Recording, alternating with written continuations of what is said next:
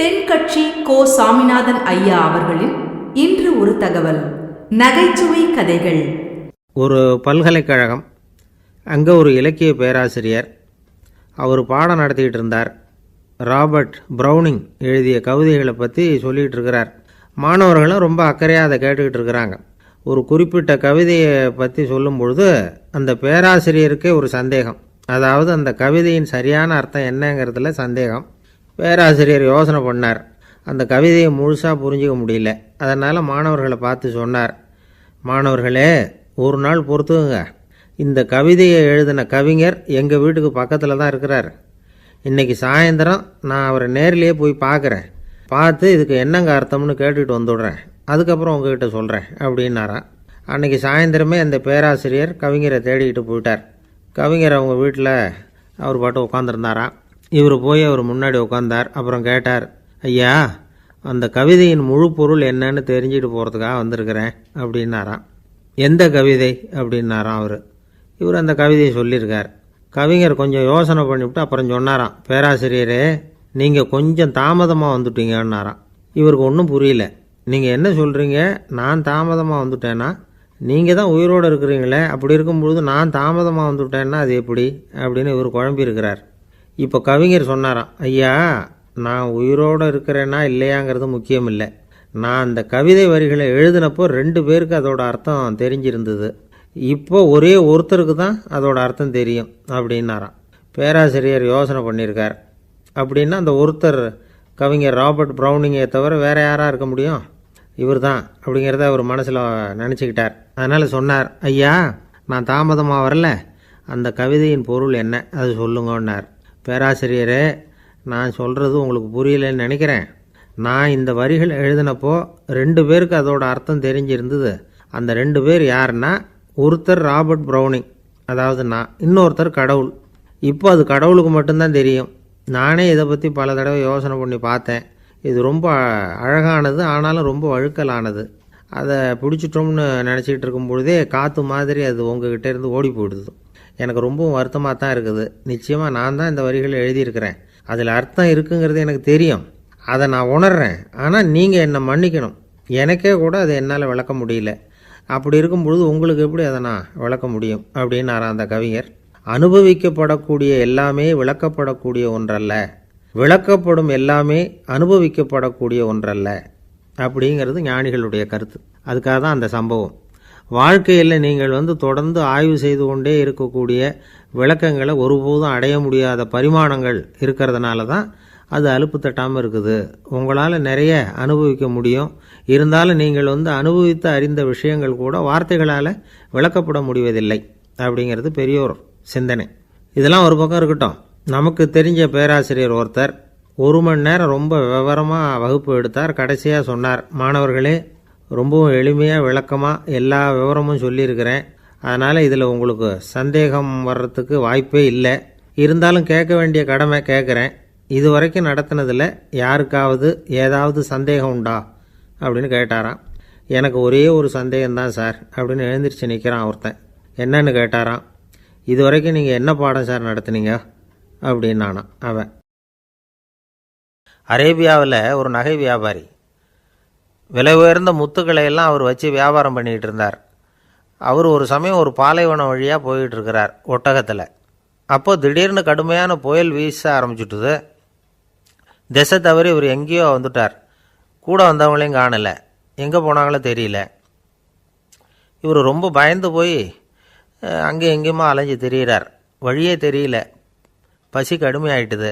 ஒட்டகத்து முதுகில் ஒரு மூட்டை இருந்தது. அதை பிரித்து பார்த்தார். உள்ளே ஏதாவது இருக்கான்னு தேடி பார்க்குறார். அது வரைக்கும் கண்ணில் தட்டுப்படாத அபூர்வமான ஒரு பை கண்ணில் பட்டுது.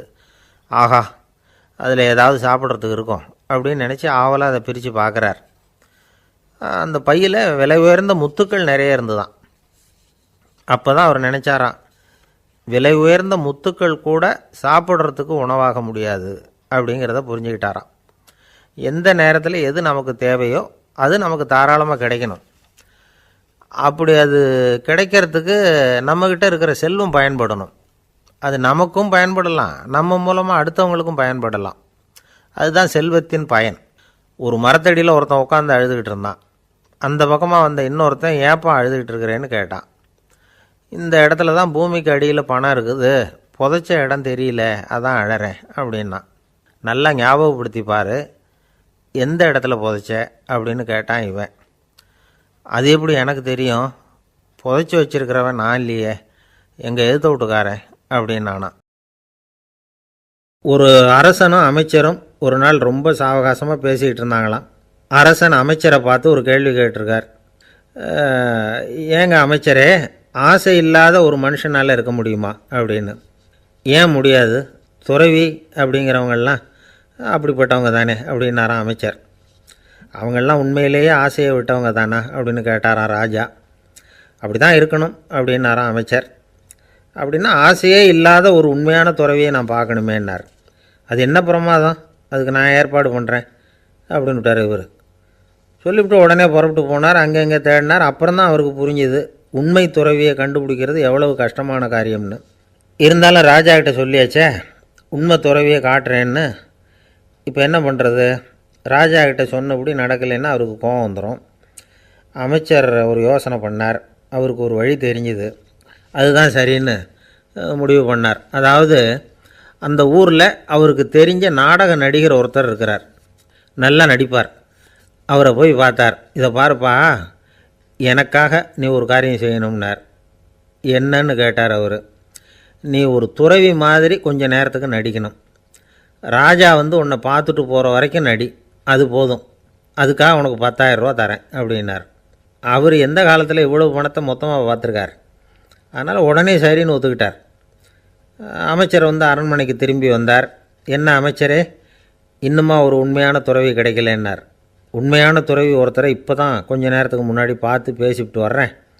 அவர் நம்ம ஊருக்கு வெளியில் குளத்தங்கரையில் உள்ள ஒரு ஆலமரத்துக்கு அடியில் உட்காந்துருக்கிறார் அப்படின்னார் இவர். அப்படின்னா உடனே புறப்படுங்க அப்படின்னார் ராஜா. பரிவாரங்களோடு புறப்பட்டார். அங்கே அந்த மரத்தடியில் அந்த ஆள் வேஷம் போட்டுக்கிட்டு துறவி மாதிரி உட்காந்துருக்கிறான். ராஜா நேராக போனார். அந்த துறவி காலில் பொத்துன்னு விழுந்து வணங்கினார். உடனே ராணியும் அவர் காலில் விழுந்தாங்க. அடுத்தபடியாக அமைச்சர் விழுந்தார். அவருக்கு தெரியும் இது நம்ம ஆள் தான்னு. இருந்தாலும் என்ன பண்ணுறது, நேரம். அப்புறம் பரிவாரங்கள்லாம் துறவி காலில் விழுந்து ஆசீர்வாதம் வாங்கிட்டாங்க. ராஜா அப்புறமா தங்கத்தட்டில் பொன்னையும் பொருளையும் வச்சு அந்த துறவிக்கிட்ட ரொம்ப பணிவாக நீட்டுறார். தாங்கள் தயவு பண்ணி இதை ஏற்றுக்கணும் அப்படின்னு வேண்டிக்கிட்டார். அந்த துறவி பற்றில்லாமல் அதை பார்த்தார். எல்லாத்தையும் திறந்துவிட்ட எனக்கு இதெல்லாம் எதுக்காக அப்படின்னு சொல்லி அதை மறுத்துட்டாராம். ஆஹா, உண்மையான துறவியை பார்த்துட்டோம் அப்படிங்கிற ஆனந்தம் அரசருக்கு. ரொம்ப நிம்மதியாக திருப்தியாக திரும்பி வந்தார் அரண்மனைக்கு. அதுக்கப்புறம் அமைச்சர் யாருக்கும் தெரியாமல் அந்த துறவிகிட்ட ஓடினார். சொன்ன பிரகாரம் பணத்தை நீட்டினார். இந்தாப்பா, நான் உங்ககிட்ட சொன்னபடி 10,000 ரூபா பணம் எடுத்துக்கோ அப்படின்னார். அந்த ஆள் ராஜா கிட்ட சொன்னது மாதிரியே எல்லாத்தையும் திறந்துவிட்ட எனக்கு இதெல்லாம் எதுக்காக வேணாம் அப்படின்னு விட்டாரான். நடித்த வரைக்கும் போதும்ப்பா, இனிமேல் இந்த நாடக வசனம்லாம் வேணாம், வேஷத்தை கலைச்சிரு, பணத்தை வாங்கிக்கோன்னார். இல்லைங்க, இது வேஷம் இல்லை, இது வசனமும் இல்லை, இது உண்மை. கொஞ்ச நேரம் துறவி மாதிரி நடித்ததுக்கே இந்த தேசத்து ராஜா, ராணி, அமைச்சர், பரிவாரங்கள் எல்லாம் என் காலில் விழுந்து வணங்குறாங்க. அப்படின்னா உண்மையான துறவியாக இருக்கிறது எவ்வளவு பெருமையான விஷயம். நான் உண்மையான துறவியாக ஆக போகிறேன், அப்படி முடிவும் பண்ணிட்டேன் அப்படின்னார் அந்த நடிகர். வேஷம் கூட எப்படிப்பட்ட விளைவுகளை உண்டு பண்ணுது பார்த்தீங்களா. நம்மால் ஒருத்தன் ரொம்ப வசதியாக தான் இருந்தான். ஒரு நாள் அவன் சொத்து பூரா திருட்டு போயிட்டுது. அதுக்கப்புறம் இவன் துறவி மாதிரி ஆகிட்டான். ஊர் ஊராக சுற்றினான். ஒரு குருநாதரை தேடி கண்டுபிடிச்சான். அவர்கிட்ட சீடனாக சேர்ந்துக்கிட்டான். அவனை பார்த்து ஒருத்தர் கேட்டார், நீ உண்மையான சீடன் தானான்னு. இல்லைங்க, சீடன் மாதிரி நடிச்சுக்கிட்டு இருக்கிறேன் அப்படின்னா. அது குரு துரோகம் இல்லையா அப்படின்னு கேட்டார் அவர். இல்லைங்க, நான் பண்ணது குரு துரோகம் இல்லை, என் குரு பண்ணது தான் துரோகம். என்னுடைய பணத்தை கொள்ளையடித்தது இவர் தான். அதை எங்கே வச்சுருக்காருன்னு கண்டுபிடிக்கிறதுக்காக தான் இவர்கிட்ட சீடனாக சேர்ந்துருக்கிறேன் அப்படின்னா. அரேபிய நாடு, அங்கே ஒரு ஆட்சி தலைவர். அரேபிய நாட்டு ஆட்சி பொறுப்பை ஏற்றுக்கிட்டவர். அவர் ஆட்சி பொறுப்பை ஏற்றுக்கிட்ட பிறகு ஒரு நாள் ஒரு தெருவில் நடந்து போய்கிட்டு இருந்தார். அவர் தோளில் ஒரு பெரிய துணி மூட்டை, அதை சுமந்துக்கிட்டு கடத்தெருவை நோக்கி அவர் போய்கிட்டு இருக்கிறார். வழியில் அவரை சந்தித்தார் உமர். அவர் கேட்டார், கலீஃபா அவர்களே, எங்கே புறப்பட்டுட்டீங்க அப்படின்னு கேட்டார். கலீஃபான்னா ஆட்சி தலைவர்னு அர்த்தம். இதுக்கு அவர் சொன்னார், நான் துணி வணிகம் செய்கிறவன், அதனால் துணி வியாபாரம் செய்கிறதுக்காக போயிட்டுருக்கிறேன்னார். நீங்கள் இப்போ இந்த நாட்டுக்கு ஆட்சி தலைவர், ஆட்சி பொறுப்பில் இருக்கிறீங்க. நீங்கள் வியாபாரம் செய்ய போட்டால் அரசு பணிகளை செய்கிறது யார் அப்படின்னு கேட்டார் அவர். நான் அரசு பணிகளை மட்டுமே செஞ்சுக்கிட்டு இருந்தா என் குடும்பத்தை காப்பாற்றுறது யார் அப்படின்னு கேட்டார் அவர். இப்படி கேட்டவர் யார் தெரியுமா? அவர் தான் அபூபக்கர், இறை தூதர் முகமது அவர்களுக்கு பிறகு கலீஃபாவாக தேர்ந்தெடுக்கப்பட்டவர். அப்போலாம் ஆட்சி தலைவர்களுக்கு சம்பளம்னு எதுவும் கிடையாது. இந்த பிரச்சனையை எப்படி தீர்க்கிறதுன்னு யோசனை பண்ணார் உமர். அபு உபைதா அவர்கள்கிட்ட அழைச்சிட்டு போனார். அவர் யாருன்னா, அவர் தான் பொது நிதி கருவூலத்தின் பொறுப்பாளர். அவர்கிட்ட பிரச்சனையை சொன்னார். இது மாதிரி ஆட்சி தலைவருக்கு பொது நிதியிலிருந்து ஊதியம் அளிக்க முடியுமான்னு கேட்டார். பொது நிதி விதிகளின்படி அதுக்கு சாத்தியம் இல்லைன்னு சொல்லிவிட்டார் அவர். சரி, வேற ஏதாவது வழி இருக்குதான்னு கேட்டார் உமர். அபு உபைதா கொஞ்சம் யோசனை பண்ணி பார்த்தார். அப்புறமா சொன்னார், மக்காவிலிருந்து மதீனாவுக்கு குடிபெயர்ந்து வந்த அகதிகளுக்கு நிதி உதவி அளிக்கிறதுக்கு விதிகளில் இடம் இருக்கு. அப்படி பார்த்தா அபூபக்கரும் அகதி தானே, அதனால எல்லா அகதிகளுக்கும் கொடுக்கறது மாதிரியே அவருக்கும் ஒரு தொகை அளிக்கலாம்னார். கலீஃபா அபூபக்கருக்கு இந்த அகதி உதவி தொகையைத்தான் கொடுத்துட்டு வந்தாங்களாம். குடும்ப செலவுக்கு அது போதுமானதா இல்லை. இருந்தாலும் கலீஃபாங்கிறதுக்காக மற்ற அகதிகளை விட அதிகமாக தொகையை பெற அவர் விரும்பலை. மார்பு பக்கம் கிழிஞ்சிருந்த ஒரு மேலாடையை தான் அவர் அணிஞ்சிருந்தார். அவருடைய துணைவியார் அஸ்மா, அவங்க ஒரு நாள் தேன் அருந்து ஆசையாக இருக்குன்னாங்களாம். நமக்கு கிடைக்கிற ஊதியம் குடும்ப செலவுக்கே போதுமானதா இல்லையே, இந்த நிலையில் தேன் வாங்கிறதுக்கு காசுக்கு நான் எங்கே போவேன்ருக்கார் அவர். கொஞ்ச நாள் கழித்து அவங்க ஒரு தொகையை அவர்கிட்ட கொடுத்து தேன் வாங்கிட்டு வர சொன்னாங்களாம். இவருக்கு ஆச்சரியம், ஏது இந்த பணம்னு கேட்டிருக்காரு. நீங்கள் தினமும் குடும்ப செலவுக்காக கொடுத்துக்கிட்டு வந்த பணத்தில் கொஞ்சம் கொஞ்சமாக மிச்சப்படுத்தி வச்சேன்னாங்களாம். அபூபக்கர் அந்த பணத்தை எடுத்துக்கிட்டு நேராக பொது நிதி கருவூல பொறுப்பாளர்கிட்ட போனார். இந்த பணத்தை பொது நிதியில் சேர்த்துருங்க, இது அதிகப்படியாக எனக்கு தரப்பட்டு வந்த ஊதியம், அடுத்த மாதத்திலேருந்து இந்த தொகையை குறைச்சிங்கன்னு வேற சொல்லிவிட்டாராம். பசியை தணிக்க தேவையான அளவு உணவு, ஒரு ஜோடி உடை, இதை தவிர கூடுதலாக மக்கள் பொது நிதியிலிருந்து வாங்கிக்கிறதுக்கு என் குடும்பத்தாருக்கு உரிமை இல்லை அப்படின்னு சொல்லி கண்டிப்பாக சொல்லிவிட்டாராம். அவர் வாங்கிட்டு வந்த இந்த குறைந்த ஊதியம் கூட அவர் மனசை உறுத்திக்கிட்டே இருந்தது. கடைசி நேரம் அவர் தம்முடைய மகள் ஆயிஷா அவர்களை அழைச்சார். மகளே, இதுவரைக்கும் பொது நிதியிலிருந்து நான் வாங்கிட்டு வந்த தொகை என்னுடைய இதயத்தில் பாரமாக அழுத்திக்கிட்டு இருக்கு. என் தோட்டத்தை விற்று அதில் வர்ற பணத்திலேருந்து நான் இதுவரைக்கும் வாங்கிட்டு வந்த ஊதிய தொகையை கணக்கு போட்டு பொது நிதியில் சேர்த்துடு அப்படின்னாராம். பதவி ஏற்கிறதுக்கு முன்னாடி தன்கிட்ட இருந்ததை விட இப்போ கூடுதலாக என்ன சொத்து இருக்குன்னு பார்த்துருக்கார். ஒரு ஒட்டகம், ஒரு கோப்பை, ஒரு பணியாள். இதையும் அடுத்தபடியாக கலீஃபாவா வர்றவர்கிட்ட ஒப்படைச்சிருங்க அப்படின்னு விட்டாராம். அதே மாதிரி அடுத்து வந்த உமர்கிட்ட ஒப்படைச்சாங்க. அப்போ உமர் சொன்னாராம், அபூபக்கரே, இந்த முன்மாதிரியால் உங்களுக்கு பிறகு இந்த ஆட்சி பொறுப்பை ஏற்கிறவர்களை பெரும் நெருக்கடிக்கு ஆளாகி விட்டீங்க அப்படின்னு சொல்லி ரொம்ப கண் கலங்கினாராம். கடைசியாக அபூபக்கர் தன்னுடைய குடும்பத்தாருக்கு விட்டு சென்ற சொத்து ஒரு படுக்கை விரிப்பு, ஒரு போர்வை, அவ்வளவுதான். இது சிந்திக்க வேண்டிய ஒரு செய்தி. ஒரு ஊரில் ஒரு மன்னர் இருந்தாராம். அமைச்சர் அவர்கிட்ட சொன்னாராம், மன்னா, நம்ம ராஜ்யத்தில் இனிமே லஞ்ச ஊழலே இருக்காதுன்னாராம். ஆஹா, அப்படின்னா ஊழல் பேர் வழிகளையெல்லாம் நாடு கடத்தியாச்சா அப்படின்னு கேட்டிருக்காரு மன்னர். இதுக்கு அவர், அப்படி இல்லைங்க, இனிமே கொடுக்கறதுக்கு ஜனங்கள்கிட்ட பணமே இல்லை அப்படின்னானா. ஒரு அப்பா பையன்கிட்ட 10 ரூபா கொடுத்து இதை எடுத்துக்கிட்டு அடுத்த ஊருக்கு போய் அங்கே இருக்கிற மாமா கிட்ட இதை கொடுத்துட்டு வாடா, வழியில் எங்கேயாவது மரத்தடியில் படுத்து தூங்கி விடாதே அப்படின்னு எச்சரிக்கை பண்ணி அனுப்புனாராம். பையனுக்கு எச்சரிக்கையாக வாழறது எப்படிங்கிறத கற்றுக் கொடுக்கறதுக்காக இப்படி பண்ணார். அவன் பணத்தை வாங்கிக்கிட்டு போனான். அப்பா சொன்னதை மறந்துட்டு ஒரு மரத்தடியில் படுத்து தூங்கிட்டான். அவனுக்கு தெரியாமல் அவன் பின்னாடியே போன அப்பா அவன் கையில் இருந்த அந்த 10 ரூபாயை நைஸாக எடுத்துகிட்டு வந்துட்டார். அவன் பையில் தானே வச்சுருந்தான், அது தெரியாமல் எடுத்துகிட்டு வந்துட்டார். அவன் தூங்கிக்கிட்டு இருக்கான். எடுத்துகிட்டு ஒரு மறுபடியும் வீட்டுக்கு வந்துட்டார். பையன் முழிச்சுக்கிட்டு பையை தடவி பார்க்குறான், பணத்தை காணும். அழுதுகிட்டே திரும்பி வந்தான். அப்பா கிட்ட விஷயத்த சொன்னான். அப்பா சிரிச்சுக்கிட்டே சொன்னார், அதுக்கு தான்ப்பா ஆரம்பத்திலேயே எச்சரிக்கை பண்ணினேன், இனிமேலாவது நீ ஜாக்கிரதையாக இருக்கணும் அப்படிங்கிறதுக்காக தான் இப்படி பண்ணினேன். அந்த பணம் எங்கேயும் போயிடலை, நான் தான் அதை உனக்கு தெரியாமல் எடுத்து வச்சிருக்கிறேன். இதோ பாரு அப்படின்னு சொல்லிட்டு சைடு பாக்கெட்டில் கையை விட்டா அது ஓட்டையாக இருக்குது. அதை எவனோ ஏற்கனவே கத்திரிச்சு எடுத்துகிட்டு போட்டான். இப்போ அப்பா முகத்தில் அசடு வழிஞ்சுதான். அந்த ஆள் என்னை கண்ணா புண்ணான்னு திட்டிவிட்டான் சார், அதை நினச்சா எனக்கு ரொம்ப வருத்தமாக இருக்குது அப்படின்னு சொல்லி கவலைப்பட்டார் ஒருத்தர். இதில் கவலைப்படுறதுக்கு என்ன இருக்குது அப்படின்னார் ஒரு பெரியவர். அவர் ஒரு மகான். என்ன சார் இப்படி சொல்கிறீங்க, ஒருத்தர் நம்ம பார்த்து திட்டுனா வருத்தமாக இருக்காதா அப்படின்னார். அது எப்படி வருத்தமாக இருக்கும், திட்டுறதுங்கிறது என்ன, அது வெறும் சத்தம் தானே அப்படின்னார் அந்த பெரியவர். நம்ம ஆளுக்கு தலையை பிச்சுக்கலாம் போல் இருந்தது. இருக்காது அப்படின்னா நமக்கே அப்படி தானே தோணுது.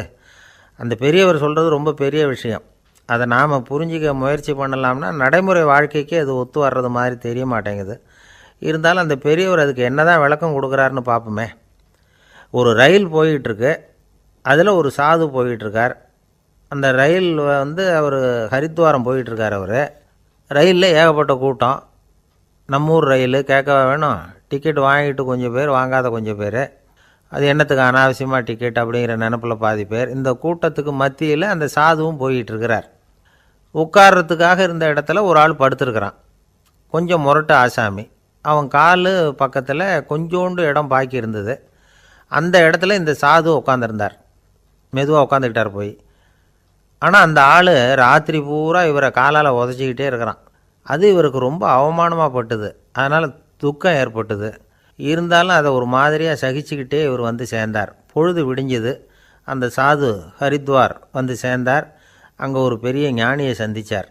ராத்திரி ரயிலில் அந்த ஆள் உதச்சதையும் அதனால் தனக்கு ஏற்பட்ட துக்கத்தையும் இந்த சாது அந்த ஞானிகிட்ட சொன்னார். சொல்லிவிட்டு, ஏன் சுவாமி, எனக்கு துக்கம் ஏற்பட்டதே அது தப்பா அப்படின்னு கேட்டார். தவறு தான்னார் அந்த ஞானி. உனக்கு இன்னமும் தேக அபிமானம் போகலைங்கிறது தான் அது காட்டுது. அஷ்டாவக்ரர் என்ன சொல்கிறார் தெரியுமா? உண்மையான ஞானி யாராவது தன்னை வந்தனை செய்தால் அதற்காக சந்தோஷப்பட மாட்டார், யாராவது நிந்தனை செய்தால் அதற்காக வருத்தப்பட மாட்டார் அப்படின்னு சொல்கிறார். நிந்தனைங்கிறது ஒரு ஒலி தான். தேகாபிமானம் இருக்கிற வரைக்கும் இந்த ஒலி நம்மளை வேதனைப்படுத்தும். நான் தேகம் இல்லை, ஆத்மா அப்படிங்கிற நினைவு இருந்தால் இந்த ஒலி நம்மளை பாதிக்காது.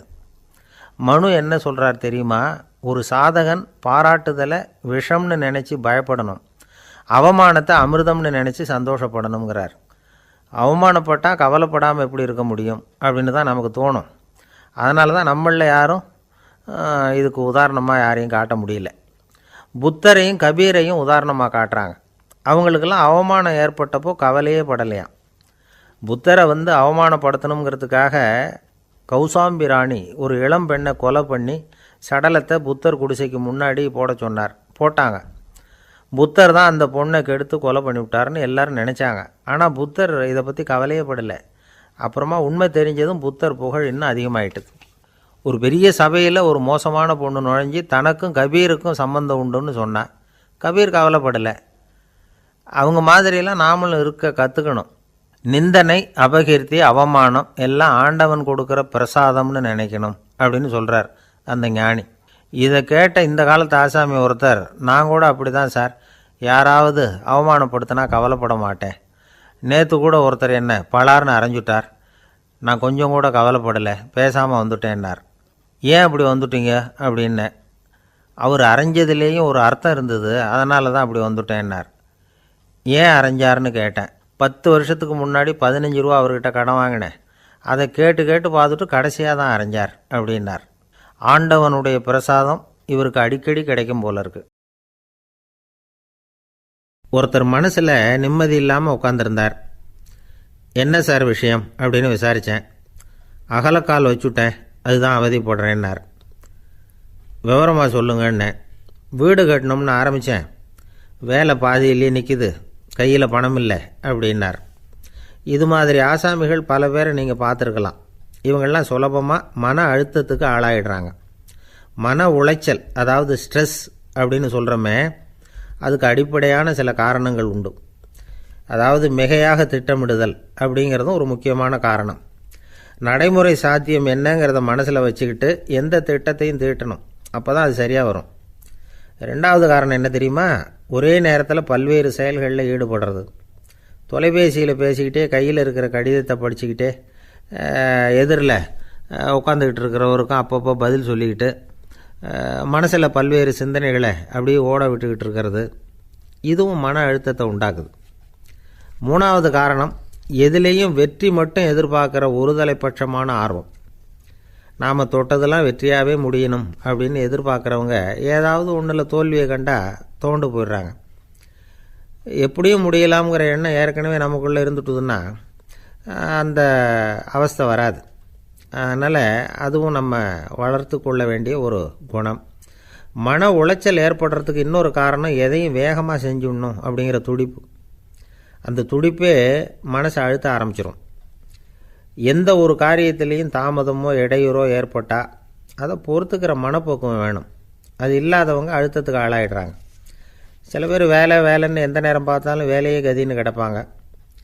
பொழுதுபோக்குக்கோ உடற்பயிற்சிக்கோ குடும்பத்தில் உள்ளவங்க அல்லது நண்பர்கள் கூட கலந்துரையாடவோ கொஞ்சம் கூட நேரம் ஒதுக்க மாட்டாங்க. இந்த சுபாவம் மன அழுத்தத்தை உண்டு பண்ணும். இதையெல்லாம் புரிஞ்சுக்கிட்டு அதிலிருந்து விடுபடுறது எப்படின்னு யோசிக்கணும். வல்லுநர்கள் இது தொடர்பாக சில யோசனைகளை சொல்லி வச்சுருக்கிறாங்க. அது என்னென்னா, வாழ்க்கைங்கிறது பிரச்சனைகளால் பின்னப்பட்ட ஒன்று. அது எப்போவுமே முடிவடையாத ஒரு தொடர்கதை அப்படிங்கிறத முதல்ல நாம் புரிஞ்சுக்கணும். ஒரே நேரத்தில் ஒரு காரியத்தில் மட்டுமே நாம் கவனம் செலுத்தணும். அடுத்தவங்க காரியத்தில் தலையிடக்கூடாது. எதையும் பேச ஆரம்பிக்கிறதுக்கு முன்னாடி நம்மை நாமே கேட்டுக்க வேண்டிய கேள்வி 2. 1, நான் சொல்ல போகிறது ரொம்ப முக்கியமானதா? 2வது, நான் சொல்கிறத அவங்க கேட்குறதுக்கு ஆசைப்படுறாங்களா? நான் பேசுகிறதுக்கு அது சரியான நேரம்தானா? இதை யோசித்து பார்த்ததுக்கப்புறம் எதையும் பேச ஆரம்பிக்கணும். முடிஞ்ச அளவுக்கு வளைந்து போகிற சுபாவத்தை வளர்த்துக்கணும். நம்ம நேரம் விலை மதிப்பு இல்லாதது. அதை வீணாக்கக்கூடாது. சிரிக்க தெரியலனாலும் பரவாயில்ல, முகத்தில் கொஞ்சம் புன்முறுவலாவது காட்டணும். இதெல்லாம் ரொம்ப முக்கியம். அடுத்தவங்க ஏதாவது செஞ்சால் உடனே நன்றி சொல்ல மறக்கக்கூடாது. தினமும் கொஞ்சம் நேரத்தை தனிமையில் செலவு பண்ணணும். மன உளைச்சலிருந்து விடுபடுறதுக்கு 3 முக்கிய வழிகள் சொல்கிறாங்க. அதை சுருக்கமாக ரெட் அப்படின்னு சொல்கிறாங்க. RED ஆங்கில எழுத்தில். அந்த முதல் எழுத்து R, அது என்னென்னா ரிலாக்ஸேஷன், அதாவது இடை ஓய்வு. 2வது E எக்ஸர்சைஸ், உடற்பயிற்சி. 3வது டயட், திட்டமிட்ட உணவு முறை. அதனால் தியானம், மூச்சு பயிற்சி இதெல்லாம் இந்த இடை ஓய்வுக்கு வழிகள். எந்த வேலையையும் தொடர்ந்து செய்யக்கூடாது. எல்லார்கிட்டையும் கலகலப்பாக பழகணும். மாதத்துக்கு ஒரு நாளாவது குடும்பத்தோடு வெளியில் போயிட்டு வரணும். சுலபமான உடற்பயிற்சிகளை செய்யலாம். உடற்பயிற்சிங்கிறது நமக்காக நாம் செய்கிற ஒரு நீண்டகால முதலீடு அப்படின்னு சொல்லுவாங்க. அதாவது லாங் டேர்ம் இன்வெஸ்ட்மெண்ட்டாக. அளவோடு சாப்பிட்ணும், மெதுவாக சாப்பிட்ணும். இதெல்லாம் கொஞ்சம் மனசில் வச்சுக்கிட்டு நடந்துக்கிட்டால் மகிழ்ச்சியாக வாழலாம். சில பேர் சாப்பாட்டு விஷயத்தில் ரொம்ப அக்கறை எடுத்துக்கிறது உண்டு. ஒரு குண்டு ஆசாமி சாப்பிட உக்காந்தார். முதல்ல ஒரு மாத்திரை சாப்பிட்டார். எதுக்குன்னு கேட்டோம். பசி எடுக்கிறதுக்குன்னார். சாப்பிட்டு முடித்தார். பிறகு மறுபடியும் ஒரு மாத்திரை சாப்பிட்டார். இது எதுக்குன்னு கேட்டோம். சாப்பிட்டது ஜீரணமாகறதுக்கு அப்படின்னார்.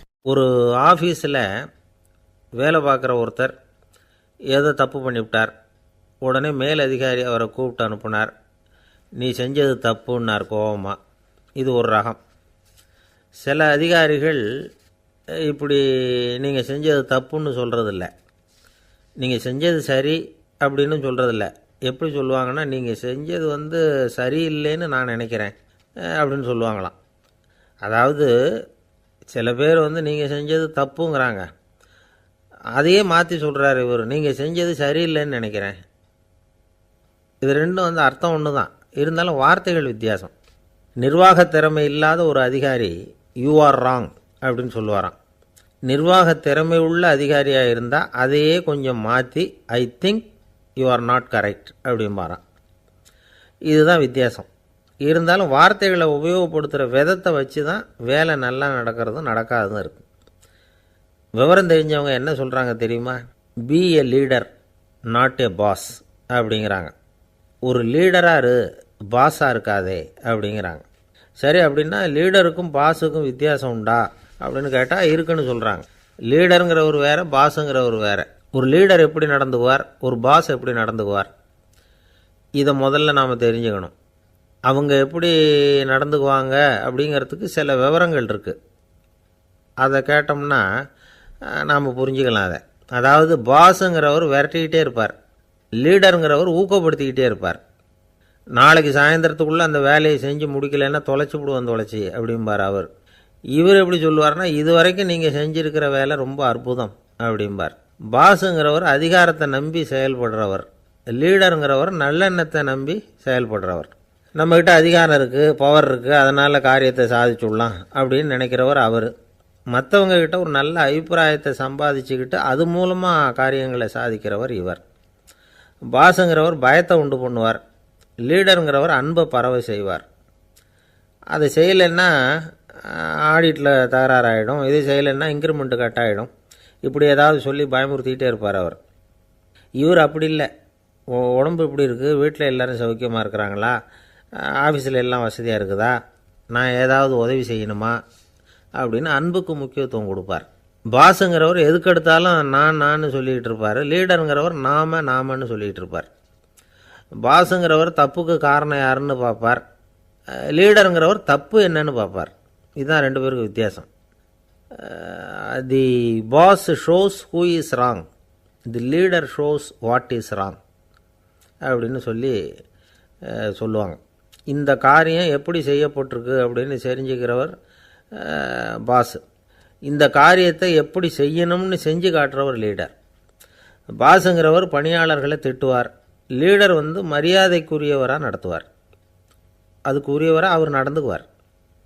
செய்கிற வேலையை ஒரு சுமையாக நினைக்க வைக்கிறவர் பாஸ், செய்கிற வேலையை ஒரு சந்தோஷமாக ஆக்கிறவர் லீடர். ஒரு முதலாளியாக இருக்கிறவர் அல்லது ஒரு நிர்வாகியாக இருக்கிறவர் இது மாதிரியான நுணுக்கங்களையெல்லாம் தெரிஞ்சு வச்சுக்கிறது நல்லது. ஒரு பாஸ் இருக்கார், அவர் ஒரு நாள் ரொம்ப பெருமையாக தன்னோட ஆஃபீஸை பற்றி பேசிக்கிட்டு இருந்தார். எனக்கு கீழே 200 பேர் வேலை செய்கிறாங்க சார், நான் ஒரு கோடு கிழிச்சா அவங்க அதை தாண்டாத அளவுக்கு நான் நடந்துக்கிறேன் சார் அப்படின்னார் அவர். அது எப்படி முடியுது உங்களால் அப்படின்னு கேட்டோம். நான் கோடே கிழிக்கிறதில்ல சார் அப்படின்னார். அம்மாக்காரங்களுக்கு அடிக்கடி ஏற்படுற கவலை ஒன்று உண்டு, அதாவது குழந்தை சரியாக சாப்பிட மாட்டேங்குதே அப்படிங்கிற கவலை. இவங்கெல்லாம் ஒரு விஷயத்தை நல்லா புரிஞ்சுக்கணும். குழந்தைகள்ங்கிறவங்க பெரியவங்க மாதிரி இல்லை. அவங்க கடிகாரத்தில் மணியை பார்த்துட்டு சாப்பிட்றதுக்கு உட்கார்ற ரகம் கிடையாது. பசிச்சா சாப்பிடுவாங்க, இல்லைன்னா விளையாடுவாங்க அல்லது தூங்குவாங்க. அது புரியாமல் அவங்கள கட்டாயப்படுத்தி அல்லது மிரட்டி சாப்பிட வைக்கிறது ரொம்ப தப்பு. ஒரு 8 மாத குழந்தைக்கு 3 மணி நேரத்துக்கு ஒரு தடவை பசிக்கும். அந்த நேரம் பார்த்து சாப்பாடு கொடுத்தா அடம் பண்ணாமல் அது பாட்டுக்கு சாப்பிட்றோம். அதே குழந்தைக்கு 1 வயசு ஆகிறப்போ 4 மணி நேரத்துக்கு ஒரு தடவை பசிக்கும். இந்த வயசில் இயற்கையாகவே பசி குறைஞ்சிருக்கும். அது புரியாமல் என் குழந்தை முன்னாடி மாதிரி இப்போ சரியாக சாப்பிட மாட்டேங்கிறான் அப்படின்னு சில பேர் டாக்டர்கிட்ட போய் சொல்லிக்கிட்டு இருப்பாங்க. இன்னொரு விஷயம், ஒரு குழந்தைக்கு வயசு அதிகமாகிற வேகத்துக்கு உடம்பு எடையும் அதிகமாகிக்கிட்டே போகாது. உடம்பு எடை அதிகமாகிற வேகம் குறைஞ்சிக்கிட்டே வரும். 6 மாத குழந்தைக்கு ஒரு வாரத்தில் 150 கிராம் எடை கூடும். ஒரு வயசில் வாரத்துக்கு 71 கிராம் எடை கூடும். இது புரியாமல் அதிகமாக சாப்பாட்டை கொடுத்து குழந்தைய கஷ்டப்படுத்தக்கூடாது. ஏன்னா அளவுக்கு மீறின உணவு அஜீரணத்தை உண்டு பண்ணிவிடும். குழந்தைக்கு ஒரு தட்டில் கொஞ்சமாக ஆகாரத்தை வச்சு கொண்டுகிட்டு போய் கொடுக்கணும். மலை மாதிரி குவிச்சு வச்சா அதை பார்த்ததுமே பசி அடங்கி போயிடும். அடித்து மிரட்டி பயமுறுத்தி குழந்தைய சாப்பிட வைக்கிற பழக்கம் இருக்குது பாருங்கள், அதுக்கு ஃபுட் ஃபோர்ஸிங் அப்படின்னு பேர். இப்படி பண்ணினா குழந்தைக்கு சாப்பாட்டில் விருப்பம் குறைஞ்சிரும், அதை கண்டாவே வெறுக்க ஆரம்பிச்சிடும். அது மாதிரி உளம் சார்ந்த பசி குறைவு, சைக்கோஜெனிக் அனோரெக்சியா, அது ஏற்படுமா. சாப்பாடுங்கிறதே ஒரு தண்டனை மாதிரி தோணும். குழந்தைகளுக்கு பிடிச்ச மாதிரியான ஆகாரத்தை கொடுக்கணும். சத்து அதிகம் இருக்குங்கிறதுக்காக அதுக்கு பிடிக்காத ஆகாரத்தை கொடுத்து கட்டாயப்படுத்தக்கூடாது. குழந்தைகளுக்கு 2 வயசு ஆகிறப்போ இயற்கையாகவே எதிர்மறை குணம் உண்டாகும். அதாவது அந்த எதிர்மறையாக பேசுகிறது. இது மாதிரி சமயங்களில் நாம் என்ன சொல்கிறோமோ அதுக்கு நேர்மாறாக நடந்துக்கும். ஏட்டிக்கு போட்டி, சாப்பிட சொன்னால் விளையாட போகும், விளையாட சொன்னால் சாப்பாடு கேட்கும். இதை புரிஞ்சுக்கிட்டு நடந்துக்கணும். குழந்தை சொன்ன பேச்சை கேட்கலேன்னு கோவப்படக்கூடாது. குழந்தை வளர வளர பிடிவாத குணம் வர்றது சகஜம். கேட்டதை வாங்கி கொடுத்தா தான் சாப்பிடுவேன் அப்படின்னு பிடிவாதம் பண்ணும். வாங்கி கொடுத்துடுறது தான் உத்தமம். நீங்களும் அதுக்கிட்ட பிடிவாதம் பண்ணிகிட்டு இருக்கக்கூடாது. ஏன்னா கேட்டது கிடைக்கலையேங்கிற ஏமாற்றம் கூட குழந்தையோட பசியை குறைச்சிரும். கேட்டது கிடைச்சிட்டா பசி அதிகமாகும், கொடுத்ததை மலமலன்னு சாப்பிட்றோம். குழந்தைகளுக்கு கண்ட நேரத்தில் சாப்பிட்றதுக்கு எதையாவது வாங்கி கொடுத்துக்கிட்டு இருந்தால் சாப்பாட்டு நேரத்தில் சாப்பிடாமல் அடம் பண்ண ஆரம்பிச்சிடும். பள்ளிக்கூடம் போகிற பிள்ளைங்க காலை உணவை சரியாக சாப்பிட மாட்டாங்க. அச்சம், அவசரம், பரபரப்பு இதெல்லாம் தான் காரணம். பள்ளிக்கு புறப்படுறதுக்கு ஒரு 3/4 மணி நேரத்துக்கு முன்னாடியே சாப்பாடு போட்டுருங்க, அது சரியாக போடும். படிக்கிற குழந்தைகள் உடல் சோர்வு, மனச்சோர்வு இது காரணமாக கூட சாப்பிட மறுக்கிறது உண்டு. இப்போ உதாரணமாக சாயந்தரம் விளையாடிவிட்டு வீட்டுக்கு வந்ததும் சாப்பிட சொன்னால் வேணாம்பாங்க. இது உடல் சோர்வு. ரொம்ப நேரம் வீட்டு பாடங்களை செஞ்சு முடித்த கையோடு சாப்பிட சொன்னாலும் அவங்களால சரியாக சாப்பிட முடியாது. இது உளச்சோர்வு, அதாவது மனச்சோர்வு. இதை தவிர குழந்தைகளுக்கு உடல்நலக்குறைவு ஏற்பட்டால் கூட சாப்பிட மறுக்கிறது உண்டு. சில மருந்து மாத்திரைகள் கூட பசியை குறைச்சிரும். அதனால் சரியாக தெரிஞ்சுக்கிட்டு குழந்தைகளை சாப்பிட வைக்கணும். அது புரியாமல் கையில் சாப்பாட்டு தட்டை வச்சுக்கிட்டு குழந்தைகளை விரட்டிக்கிட்டு அலையக்கூடாது. ஒரு சின்ன பையன் சொன்னான், எங்கள் அம்மா சாப்பாடு போடுறது தெரிஞ்சால் நான் உடனே வீட்டை விட்டு வெளியில் ஓடி போடுவேன் அப்படின்னா. ஏன் அப்படி பண்ணுறேன்னு கேட்டோம். எங்கள் அப்பா கூட அது மாதிரி தான் சார் பண்ணுவார் அப்படிங்கிறான். பந்திக்கு முந்தர ஆசாமிகள் நம்மளில் பல பேர் உண்டு. அப்படி முந்தறதுக்கு கூட முயற்சி பண்ணுறவங்க நிறைய பேர் இருக்கிறாங்க. இதில் என்ன ஒரு விஷயம்னா, பந்திக்கு முந்துறது கூட தப்பு இல்லை. ஆனால் அப்படி ஒரு விருந்தில் ஆளாக போய் உட்காந்து சாப்பிட்டா கூட வெளியில் வர்றப்ப என்ன பெரிய விருந்து வச்சுட்டான், சாம்பாரில் உப்பு இல்லை, ரசத்தில் காரம் இல்லை அப்படின்னு குறை சொல்லிகிட்டே வர்றது இருக்குது பாருங்கள். அது சரியில்லை, நாகரிகமும் இல்லை. கல்யாண பத்திரிகையில் என்ன போட்டிருக்குது, என் பொண்ணுக்கும் இன்னார் பையனுக்கும் கல்யாணம், எல்லாரும் குடும்பத்தோடு வந்திருந்து மணமக்களை ஆசீர்வதிக்கணும், இப்படி தானே போட்டிருக்கோம். குடும்பத்தோடு விருந்து சாப்பிட்டு சாப்பாடு எப்படி இருக்குன்னு அபிப்பிராயம் சொல்லிவிட்டு போங்க அப்படின்னா போட்டிருக்கு கல்யாண பத்திரிகையில். ஒருத்தர் வீட்டு விசேஷத்துக்கு போயிருக்கோம்னா எவ்வளவோ அசௌகரியங்கள் நமக்கு ஏற்படலாம். ஏராளமான கூட்டம் வந்திருக்கும். எல்லாரையும் அவங்க தனித்தனியாக கவனிச்சிக்கிட்டு இருக்க முடியாது. நாம் தான் அனுசரித்து நடந்துக்கணும். நாமளாக போய் வாழ்த்த வேண்டியவங்களை வாழ்த்தி விட்டு சேரணும். அதை விட்டுட்டு பத்திரிக்கை கொடுத்தானேன்னு போனேன், கவனிப்பே சரியில்லை அப்படின்னு புலம்பிக்கிட்டு இருக்கக்கூடாது. ஒரு விருந்துக்கு போனால் அங்கே எப்படி நடந்துக்கணும் அப்படிங்கிறத பற்றி கூட அனுபவசாலிகள் சில விவரங்கள்லாம் சொல்லியிருக்கிறாங்க. இந்த காலத்தில் கல்யாணம், பிறந்த நாள், அது இதுன்னு நிறைய விருந்துகள் நடக்குது.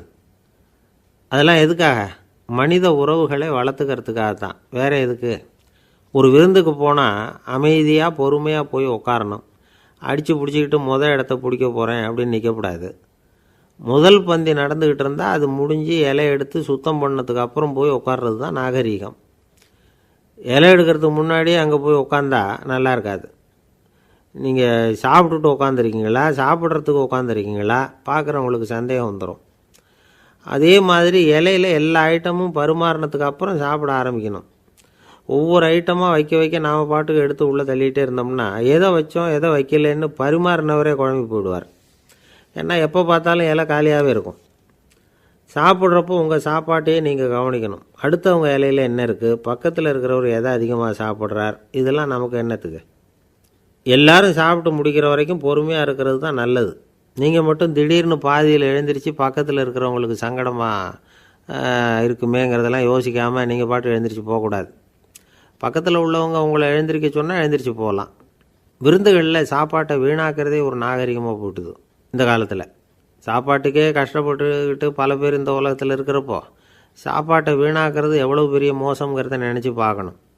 வேணுங்கிற அளவுக்கு கேட்டு வாங்கி சாப்பிட்றது தான் முறை. விருந்தில் இந்த பஃபே அப்படின்னு சொல்லி ஒரு முறை சொல்கிறாங்கல்ல, அதாவது உணவு வகைகளையெல்லாம் பொதுவாக ஒரு இடத்துல வச்சுடுறது, நமக்கு தேவையானதை நாமே எடுத்து ஒரு தட்டில் போட்டுக்கிட்டு சாப்பிட வேண்டியது. இதில் கூட சில பேர் தேவைக்கு அதிகமாக எடுத்து போட்டுக்கிட்டு வீணாக்குறாங்க. சில சமயம் கடைசியாக சாப்பிட போகிறவங்களுக்கு எல்லா ஐட்டமும் கிடைக்காம போகலாம். அதை போய் பெருசு பண்ணிகிட்டு இருக்கக்கூடாது. என்ன சார் இந்த அளவுக்கு கூடவா நாகரிகம் தெரியாமல் இருக்கிறோம், இதை போய் பெருசாக சொல்ல வந்துட்டீங்களே அப்படின்னு நினைக்கலாம். ஒருத்தர் 2 பேருக்கு இந்த விவரம் தேவைப்படலாம். அவங்க காதலையும் இது விழட்டுமேங்கிறதுக்காக தான் இது. ஒரு பெரிய கல்யாண விருந்து நடந்துக்கிட்டு இருந்தது. விருந்து மண்டபத்து வாசலில் ஒருத்தர் நின்றுக்கிட்டு வர்றவங்களையெல்லாம் ரொம்ப மரியாதையாக வணங்கி உள்ளே அனுப்பி வச்சுக்கிட்டு இருந்தார். எப்படி தெரியுமா? வர்றவங்க கையெல்லாம் பிடிச்சி முத்தம் கொடுத்து அதுக்கப்புறம் உள்ளே அனுப்பி வச்சுக்கிட்டு இருந்தாராம். கூட்டம்லாம் முடிஞ்சதுக்கப்புறம் அவர்கிட்ட போய் கேட்டிருக்கிறாங்க, சார் நானும் எவ்வளவோ விருந்துகளுக்கு போயிருக்கிறேன், இருந்தாலும் இவ்வளவு மரியாதையாக வர்றவங்க கைக்கெல்லாம் முத்தம் கொடுத்து வரவேற்கிறத இங்கே தான் பார்க்குறேன் அப்படின்னு சொன்னாங்க. அதுக்கு அவர் சொன்னார், அட போங்க சார், நான் முத்தம் கொடுக்கல, முந்தின பந்திக்கு சாப்பிட்டவங்களே அடுத்த பந்திக்கும் வர்றாங்களான்னு மோந்து பார்த்து அனுப்பி வச்சுக்கிட்டு இருந்தேன் அப்படின்னார். தென்கட்சி கோ. சாமிநாதன் ஐயா அவர்களின் இன்று ஒரு தகவல் நகைச்சுவை கதைகளை கேட்டு ரசித்தமைக்கு நன்றி.